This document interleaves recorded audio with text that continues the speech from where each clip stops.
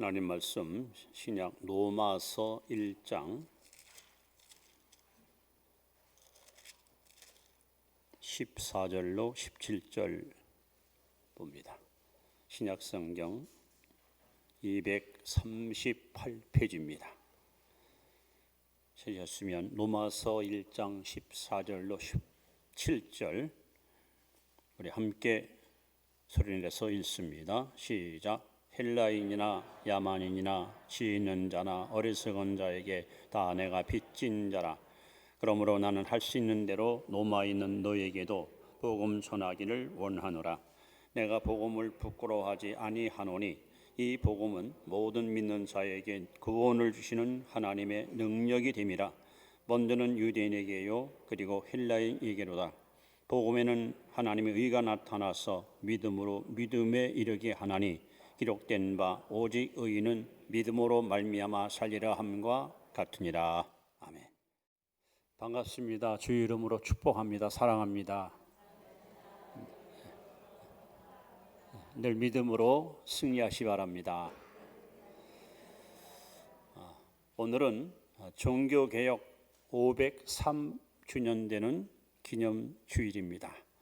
1517년 10월 31일 마틴 루터 신부가 95개 조항의 잘못된 교회의 모습을 비판하면서 이 독일에서 시작된 종교개혁이 불과 몇 주 만에 전 유럽으로 확산되면서 그야말로 대대적인 개혁운동이 일어난 역사적인 의미 있는 주간이기도 합니다.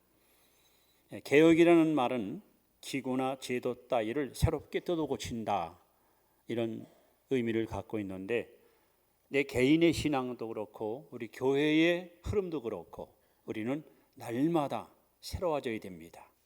안 그러면 우리 마음이 굳어지거나 강팍해져서 옥토같이 좋은 맛을 유지할 수가 없기 때문에 그렇습니다. 오늘은 이제 두 가지 주제를 갖고 말씀을 증거를 합니다. 첫째는 왜 종교개혁이 필요한가? 왜 마틴 루터가 신부로서 교회를 개혁하는 일에 앞장서서 이 일을 준행했을까 하는 그 이유를 말씀드리고, 그가 주장했던 종교개혁의 세 가지 명제가 있습니다. 오늘은 좀 역사적인 메시지를 여러분이 들으시면서 또 교회 역사의 한 단면의 흐름을 여러분이 좀 잘 기억했으면 좋을 것 같습니다. 자, 첫 번째, 종교개혁이 왜 필요했을까 하는 겁니다. 자, 마틴 루터가 교회 신부로서 교회에서 흘러가는 모든 교회 흐름을 바라볼 때에 이건 아니다, 이건 도저히 안 된다, 어찌 교회가 하나님이 원하는 방향이 아닌 엉뚱한 것으로 가는가, 여기에 대해서 엄청난 마음의 갈등을 느끼게 됩니다. 그래서 조목조목 교회의 잘못된 부분들을 하나하나 열거해서 95개의 조항을 적어서 로마 교황청을 향해서 여기에 대해서 답변해 달라고 그렇게 제시했던 것이 종교개혁의 시발점이 되었습니다. 그 95개 조항을 제가 다 설명할 수 없고 대표적인 것 한 7가지만 종교개혁이 왜 필요했는가 하는 원인을 여러분 앞에 잠시 소개하려고 합니다. 그 첫 번째는 로마 가톨릭 교회는 다른 신을 섬겼기 때문입니다. 이 정통 기독교는 사도신경에 잘 고백되듯이 우리는 전능하신 하나님, 구세주 예수님, 보혜사 성령님을 우리는 믿고 섬깁니다. 그런데 로마 가톨릭에서는 성부, 성자, 성령 외에 마리아를 신격화시켜서 그 신으로 숭배하는 이런 엉뚱한 일을 범하고 말았습니다. 그들은 말하기를 마리아는 평생 처녀로 살았다, 종신처녀설을 주장합니다. 아니, 성경에 예수님을 낳고 또 마태복음 13장 55절에 보시면 야고보, 요셉, 시몬, 유다 사형제가 더 있었고 노이들이 있었습니다. 즉 예수님 외에 많은 형제들을 마리아가 낳았는데 어떻게 처녀로 평생을 살았다고 그렇게 주장하는지 이해가 되진 않습니다. 또 이 마리아를 가리켜서 하나님의 어머니 해서 성모라고 표현합니다. 즉 하나님보다 더 격이 높은 그야말로 존엄한 분으로 숭배하는, 그리고 마리아는 평생에 죄를 진 적이 없다, 깨끗하고 순결하고 정결한 삶을 살았다라고 주장합니다. 결국 마리아는 부활했고 승천했다. 예수 그리스도 외에는 부활한 자가 없고 예수 외에는 승천한 자가 없는데 그들은 마리아의 부활과 승천을 주장하고 있습니다. 결국 루터가 종교개혁을 단할 수밖에 없던 이유는 이렇게 정통 기독교의 진리를 벗어나서 다른 신을 숭배하는 오류를 범했기 때문입니다. 자, 두 번째는 로마 카톨릭 교회는 성경을 부인합니다. 그들은 말합니다. 교회가 있기 때문에, 즉 천주교회가 있기 때문에 성경이 있는 것이지 우리가 성경은 필요 없다면 필요 없는 거라는 거예요. 이건 성경보다도 교회가 위에 있고 교황과 교회에서 결정하는 모든 것들이 성경을 능가한다고 그렇게 주장하고 가르쳤습니다. 그야말로 하나님의 말씀을 철저히 무시하고 하나님 말씀을 소홀히 여기는 우를 범하고 말았습니다. 예수님은 마태복음 24장 35절에 천지는 없어지겠으나 내 말은 없어지지 않고 다 이루리라 분명히 말씀이는데 어찌 하나님 말씀을 이렇게 무시하고 어찌 하나님 말씀을 이렇게 무익하게 취급했을까 하는 것입니다. 그래서 종교개혁의 본질적인 목적은 성경으로 돌아가자 이거예요. 루터가 볼 때 하나님 말씀하고는 너무 어긋난 길로 가니까 다시 성경으로 돌아가자 하는 것이 종교개혁의 목적이었습니다. 셋째, 그들은 예수님의 구속을 부인합니다. 우리는 예수님이 십자가에서 우리 죄값을 다 청산하시고 누구든지 그 예수 믿기만 하면 죄사함 받고 구원받는다고 믿고 있습니다. 그런데 지금도 여러분 성당에 가시면 미사를 드립니다. 미사. 우리가 드리는 예배하고 같다고 생각하면 안 됩니다. 이 미사할 때 그들이 제일 중점이 뭔가 성찬식을 합니다. 신부가 기도해서 떡을 떼고 포도주를 주는데 기도하는 순간에 그 떡이 진짜 예수 살이 된다는 거예요. 포도주가 진짜 예수의 피가 된다는 거예요. 그래서 그걸 마시고 그걸 먹어야만이 죄사함 받는 거예요. 아니면 예수님이 십자가에서 다 이루었다, 구원을 완성했는데도 불구하고 로마 카톨릭에서는 아니다, 예수의 살을 다시 먹어라, 이 피를 먹어라, 그래야 죄사함 받는다. 예수님의 이 구원의 완성을 그들은 철저하게 부인하는 엄청난 오류를 범하고 말았습니다. 네 번째는 교황을 신격화시킵니다. 그는 그리스도의 대리자요 교회의 최고의 통치자라고 그들은 주장합니다. 그리고 교황에게는 절대로 실수가 없고 허물이 없다. 교황은 윤리적으로 도덕적으로 완벽하다. 그렇게 주장합니다. 그리고 교황에게는 면죄권이 있어요. 그래서 지옥 갈 사람은 못 가게 막을 수 있어. 교황 말 한마디면 지옥 갈 영혼이 구원받을 수 있다. 이것을 그들은 주장하고 있습니다. 네 번째, 다섯 번째는 믿음으로 구원받는 것을 부인합니다. 우리는 예수 믿으면 구원받는다, 그렇게 믿고 성경이 그렇게 약속했고 우리는 그렇게 구원받았는데 아니다. 영세, 즉 세례받아야 된다. 구원은 하나님의 은혜와 인간의 노력이 합쳐져야 구원이 이루어진다 하고 그들은 주장합니다. 다시 말하면 인간의 선행, 인간의 업적, 즉 인간의 행위로 구원받는다고 그렇게 주장합니다. 그러나 성경은 분명히 말합니다. 인간의 행위로는 구원받을 자가 한 사람도 없습니다. 왜? 인간은 아담의 후손이고 타락한 본성을 갖고 있기 때문에 인간의 자력으로는 누구도 구원에 이를 수가 없습니다. 만약에 누군가의 노력으로 구원받는다면 예수님이 이 땅에 오실 이유가 없고 십자가 죽을 이유가 없지요. 여섯째, 그들은 연옥소를 주장합니다. 우리는 구원받은 사람이 죽으면 천국 가고 불신자가 죽으면 지옥 간다, 그렇게 우리는 주장하는데 아니다. 천국과 지옥 사이에 연옥이 있다. 이 땅에서 죄 짓고 죽은 우리 조상들은 지옥 가는 게 아니라 연옥에 가 있는데, 이 땅에서 그 후손들이 헌금을 많이 하고 죽은 자를 위해서 기도 많이 하고, 죽은 자는 죄를 많이 졌지만 후손들이 선행을 많이 하면 그의 그 공덕을 보고 연옥에 간 사람을 천국으로 이끌 수 있다. 즉 죽은 후에도 구원이 있다. 이것을 가리키면서 당시 베드로 성당을 짓는 일에 면죄부를 팔았습니다. 이걸 사면 당신의 죽은 지옥 간 할아버지 할머니가 천국으로 갑니다. 이걸 사십시오. 그래서 막대한 헌금을 모아서 바로 베드로 성당을 짓게 됩니다.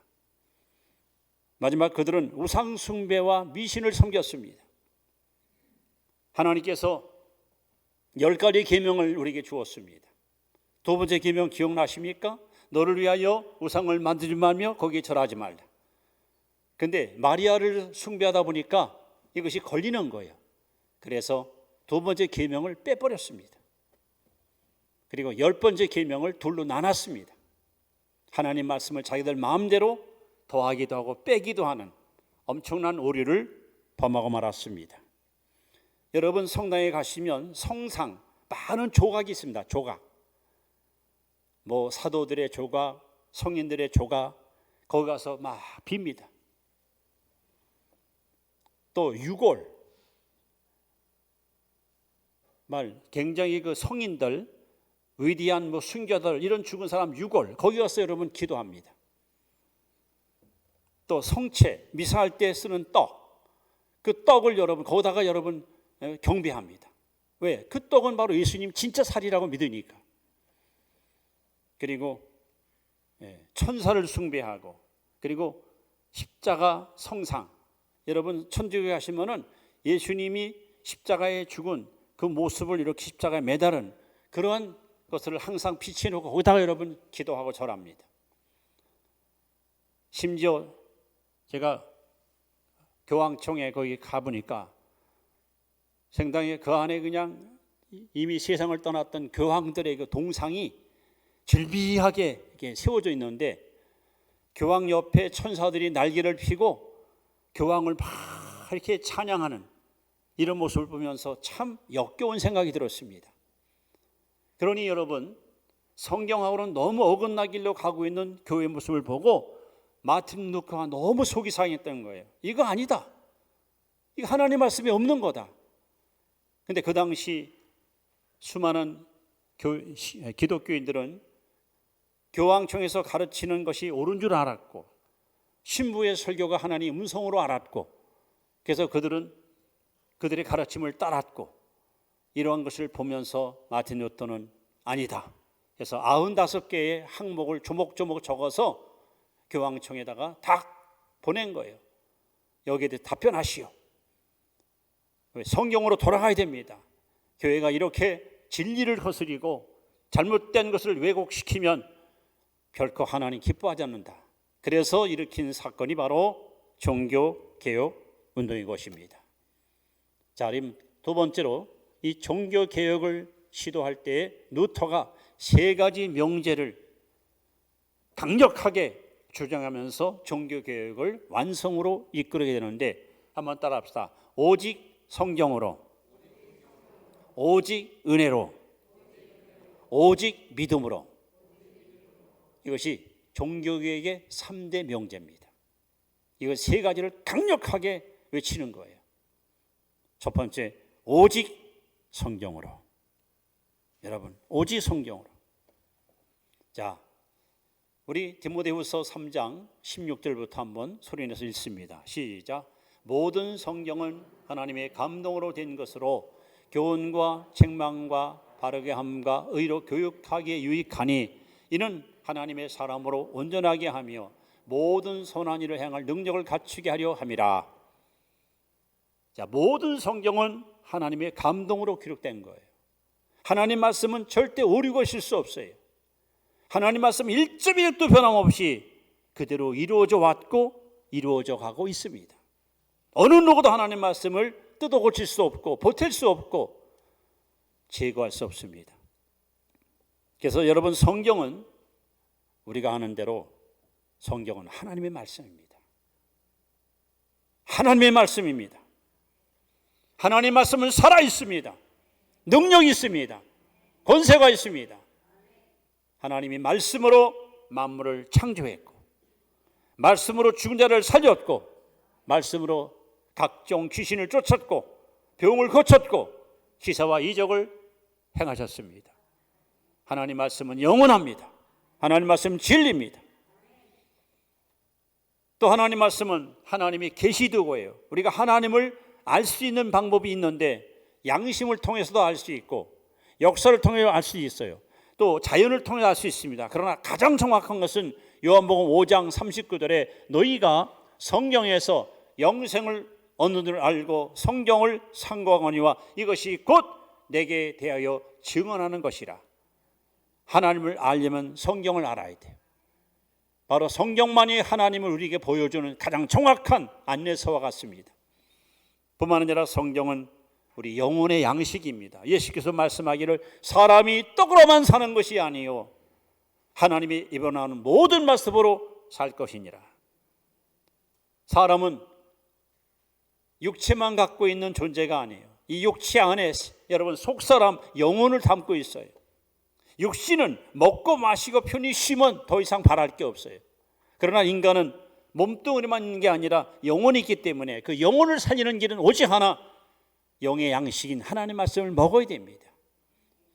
그래야 우리 믿음이 자라고 우리 인격이 변화되고 우리의 신앙이 성숙한 신앙으로 나아갈 수가 있는 것입니다. 그리고 오늘 디모데후서 3장 16절 말씀처럼 성경은 모든 신앙생활의 척도가 되는 거예요. 이단이냐 아니냐, 가짜냐 진짜냐, 알곡이냐 쭉정이냐, 참목자냐 거짓목자냐, 멸망이냐 구원이냐, 모든 것의 기준이 바로 성경입니다. 그런데 로마 가톨릭 교회는 성경의 권위를 철저하게 부인했습니다. 천주교회가 성경을 하나님 말씀이다 하고 인정하니까 성경이지, 우리가 인정 안 하면 성경이 아니라는 거예요. 이게 얼마나 오만한 발상입니까? 그리고 신부를 통하지 않고는 하나님의 은혜도 죄 사함도 받을 수 없다고 그들은 주장합니다. 여러분, 더 나아가 그들은 우리가 갖고 있는 66권, 구약 39, 신약 27권, 이거 외에 7권의 외경, 다른 성경을 갖고 있습니다. 우리는 오직 66권만을 정경으로 하나님의 말씀으로 인정하는데 그들은 또 다른 성경을 갖고 그것을 믿고 그것을 주장하고 있습니다. 그들은 말합니다. 성경은 없어져도 천주교회는 영원하다. 얼마나 잘못된 주장입니까? 그리고 1229년 그 톨로사 회의에서 신부 외에는 성경을 보지 못하도록 아주 금령을 내렸습니다. 그래서 중세기에 성경을 가진 사람은 아무도 없었습니다. 교회 가면은 쇠사슬로 성경을 묶어놓고 아무도 보지 못하게. 그러니까 신자들이 교회에 가봐야 성경을 읽을 수도 없고 들을 수 없고 그냥 신부 입에서 나오는 말 그것만 믿으니까 이렇게 영적으로다가 잠들고 병들 수밖에 없었습니다. 여러분, 마틴 루터는 성경으로 돌아가자. 오직 성경으로, 오직 하나님 말씀만이 죽은 자를 살릴 수 있고 하나님 말씀만이 병든 심령을 치료할 수 있고 하나님 말씀만이 잠자는 영혼을 깨울 수 있습니다. 그래서 그는 오직 성경으로 하고 슬로건을 내세운 겁니다. 자, 두 번째는 오직 은혜로. 자, 우리 에베소 2장 8절로 9절 말씀을 함께 읽습니다. 시작. 너희는 그 은혜에 의하여 믿음으로 말미암아 구원을 받았으니 이것은 너희에게서 난 것이 아니요 하나님의 선물이라. 행위에서 난 것이 아니니 이는 누구든지 자랑하지 못하게 함이라. 로마 가톨릭은 인간이 구원받는 것은 믿음으로가 아니라 행위로 받는다. 그래서 성경을 말하잖아요. 행위에서 나는 것이 아니라는 거예요. 인간이 노력해서 구원받으면은 우리가 굳이 교회 나와 예수 믿으면 뭐가 있습니까? 내가 선하게 살면 되고 착하게 살면 되죠. 심지어 여러분, 가톨릭에서는 신부에게 3가지 권세를 하나님이 주었다라고 주장합니다. 첫째는 하나님과 사람 사이의 중보자, 대리자. 두 번째는 희생제사를 드릴 수 있는 축성권. 아까 말씀했지만 미사할 때마다 신부가 기도하고 떡을 떼줘요. 예수님의 살을 직접 먹여줘요. 또 포도를 줘요. 예수의 피를 직접 여러분 마시게 해요. 그러니 신부야말로 나를 살리기도 하고 죽이기도 하는 엄청난 대리자로 그들은 인정할 수 있겠죠. 더 나아가서 죄를 용서해 주는 사제권이 있습니다. 그래서 반드시 신부 앞에 가서 고해성사합니다. 그래서 신부가 내가 내 죄를 사했느니라 하면 죄가 없어지는 거예요. 여러분, 과연 사람이 사람의 죄를 사할 수 있습니까? 예수 그리스도 외에는 어느 누구도 우리의 죄를 사유할 수 없습니다. 나의 죄를 씻기는 예수의 피밖에 없습니다. 결국 마틴 루터는 만민 제사장론을 주장합니다. 어찌 신부가 하나님의 대리자가 될 수 있느냐? 누구든지 구원받은 사람들은 십자가 앞에 나아가 하나님께 예배드릴 수 있고 기도할 수 있고 찬양할 수 있고, 우리는 다 그리스도 안에서 하나님의 제사장이다. 왕같은 제사장이다. 가장 정확한 성경의 진리를 제대로 알고 선포한 사람이 마틴 루터입니다. 결국 신부 아니면 죄사함 받을 수 없고 구원받을 수 없으니까 신부를 의지할 수밖에 없어요. 그래서 신부를 파파, 아버지, 영적 아버지라고 그렇게 부르고 있습니다. 그러나 저와 여러분들이 이렇게 이 자리에 나와야 된 것은 우리 하나님의 은혜, 하나님의 은혜 때문에 우리가 죄사함 받고 구원받고 죄의 자녀 된 것이지, 신부의 은혜 때문에 우리가 죄사함 받은 건 결코 아닙니다. 세 번째는 오직 믿음으로. 이것이 바로 종교개혁의 핵심입니다. 우리는 믿음으로 구원받았습니다. 우리는 믿음으로 죄사함 받았습니다. 우리는 믿음으로 성령 받습니다. 우리는 믿음으로 거룩한 삶을 살 수 있습니다. 중생의 삶, 성화의 삶, 영화의 삶, 오직 믿음으로 가능합니다. 그런데 노말레 가톨교회는 구원은 하나님과 사람이 같이 노력해야 이룰 수 있다. 하나님의 은혜가 주어진 다음 인간의 행위가 따라가야 구원이 완성된다. 성경이 그렇게 말하잖아요. 더 나아가서 구원의 조건으로 그들은 공덕, 선행을 굉장히 강조합니다. 그래서 여러분, 천주교인들 보면은 구제 많이 하고 또 자선사업 많이 해서 많은 업적을 쌓는 거예요.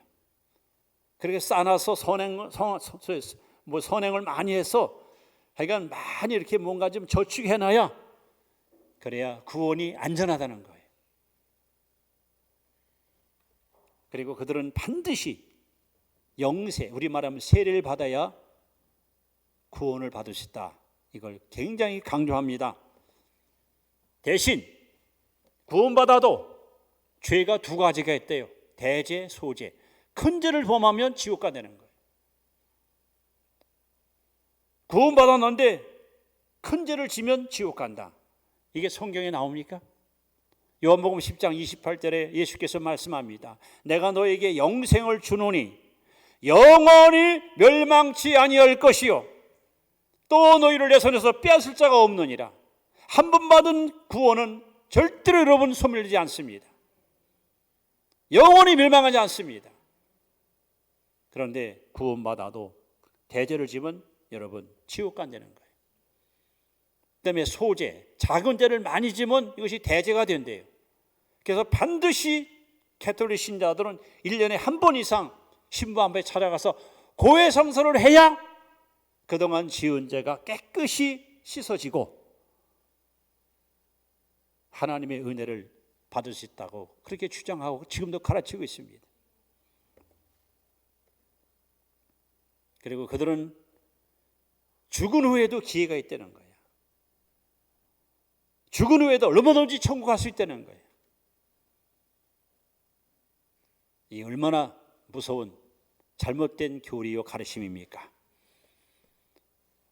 마틴 루터는 신부로서 양심의 가책을 느꼈습니다. 성경을 펴놓고 보니까 이게 아닌 거예요. 너무 교회가 잘못된 거예요. 그래서 개혁을 시도한 것인데, 당시 사제들은 몸으로 지은 죄를 사함받기 위해서 빌라도 계단이라는 계단을 무릎으로 기울러 갑니다. 계단에다가 유리 조각을 막 뿌려놓고 맨살로 거기 기울러 가면 어떻게 됩니까? 살에 유리가 박히고 막 유리 낭자하고 온몸에 그냥 피가, 어떤 사람은 그냥 이렇게 기어서 여기 팔꿈치 같은 데 찢어지고, 그래서 내 몸에 있는 피를 쏟으면 더러운 지가 씻어진다는 거예요. 루터가 빌라도 계단을 올라가다가 하나님 음성을 들었습니다. 로마서 1장 17절입니다. 오직 의인은 믿음으로 말미암아 살리라. 그는 벌떡 일어났습니다. 그래! 인간의 행위와 선행으로 구원받는 것이 아니다. 오직 믿음으로, 오직 믿음으로. 그래서 여러분, 일어난 사건이 바로 종교개혁입니다. 그래서 마틴 루터는 세 가지 명제를 가지고 강력하게 교황청을 향해서 외쳤습니다. 오직 성경으로, 오직 은혜로, 오직 믿음으로. 그래서 탄생한 것이 바로 개신교입니다. 오늘 여러분들은 많은 종교 가운데서 기독교, 개신교의 신자된 것을 자랑스럽게 여기시고, 하나님 말씀이 올바로 선포되는 곳에서 예배드리는 것에 대해서 감사하시기 바랍니다. 이제 결론적으로 구원받은 우리는 어떻게 살아야 될까요? 이제 로마서 12장 1절로 2절 말씀을 우리 함께 읽으시면서 마무리하겠습니다. 읽습니다. 시작. 그러므로 형제들아, 내가 하나님의 모든 자비하심으로 너희를 권하노니 너희의 몸을 하나님이 기뻐하시는 거룩한 산 제물로 드리라. 이는 너희가 드릴 영적 예배니라. 너희는 이 세대를 본받지 말고 오직 마음을 새롭게 함으로 변화를 받아 하나님의 선하시고 기뻐하시고 온전하신 뜻이 무엇인지 분별하도록 하라. 자, 우리는 날마다 새로워져야 돼요. 자, 보십시오. 이 세대를 본받지 말고 마음을 새롭게 함으로 변화. 여기서 변화라는 말은 점진적 변화예요. 여러분 매일같이 세안하잖아요. 매일 양치하잖아요. 매일 손발 씻잖아요. 그것처럼 여러분 매일같이 우리는 씻고 또 닦고 하면서 점진적으로 점점 성화의 사람으로, 성결의 사람으로 변화되는 것, 그것이 진정한 개혁이고, 그렇게 변화된 모습을 하나님은 원하고 계십니다. 그래서 우리가 추구하는 신앙의 최종 목표가 뭐냐? 에베소 4장 15절에 따라합시다. 범사에 그에게까지 자랄지어다. 여기서 그가 누구냐? 바로 예수님입니다. 내 모든 소원, 기도의 제목, 예수님 닮기 원합니다. 저와 여러분이 추구할 신앙의 최고의 목표가 뭐냐? 바로 예수 그리스도를 닮는 겁니다. 자나깨나 안전하사나 우리는 주님 닮기를 사모하고 갈망하면서 여러분 성숙한 그리스도인으로 계속해서 성장해 나갈 수 있기를 주 이름으로 축원합니다. 기도드립니다.